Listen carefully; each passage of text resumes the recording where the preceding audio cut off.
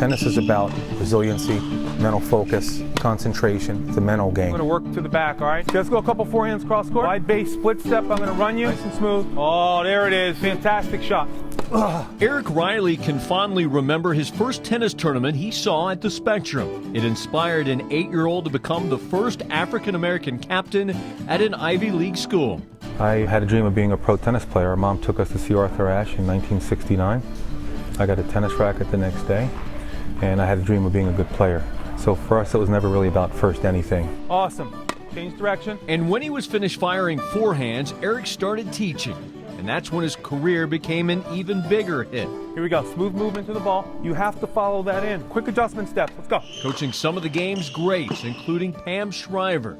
And now today, Lisa Raymond. Very well respected. If you mention his name, people are going to say, God, what a great guy he is. And that goes very far. You know, I mean, being able to be a stand-up guy as a coach and just as a person on the tour, I mean, you don't find many of those out there. But Eric's most passionate project is a 23-year-old who hopes one day she'll also make it to the top. Good spacing on every ball, honey. Let's go. Let's go to work. Alexandra Riley, or Zan for short, Atta girl, is Eric's only daughter. Nice, Zan. And his most challenging student. It's a good thing and a bad thing. On that drop shot, follow it in. Luckily, he's one of the best coaches in the world, although I don't listen to him all the time because it's hard to listen to your dad. Just next time you drop shot, follow it in. All right, last two. It's not easy to coach your kid, but she chose this herself. I know, it's just popping it back. Ready? Inside out approach.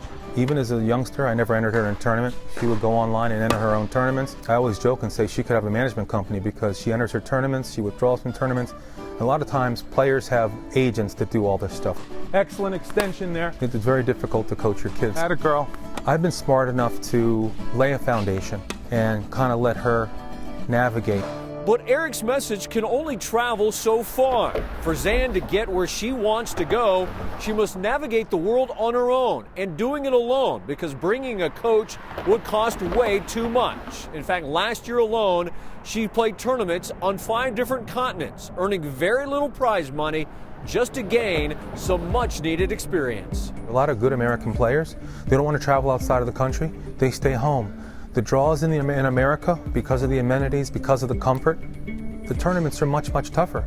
Sometimes she wouldn't even get into the qualifying events of the tournaments. So, you know, she's kind of made the world her backyard, and for that reason, she can make it on the tour, because it's a global sport.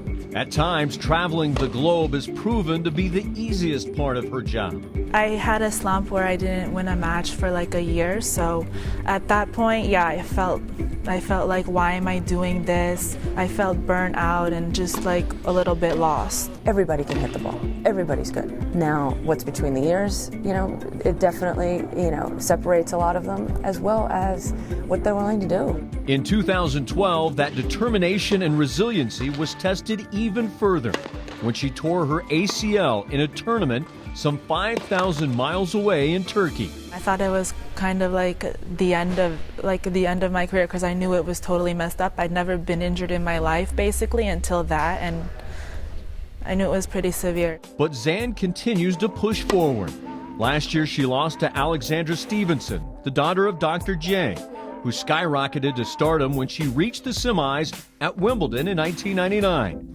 Today, Stevenson is now ranked 466th in the world, still plugging away at the age of 34, and a reminder how quickly a career can come crashing down. Alexandra Stevenson had the world at her feet, and when you have that initial success as a young player, it doesn't get easier. It gets tougher. Too often now, I think what happens is, you know, these kids, they have the wrong people around them. And, you know, it needs to be more of a positive atmosphere. They have to enjoy it and just be able to kind of look up to people and around them. It can be lonely out there. Zan has found that out the hard way.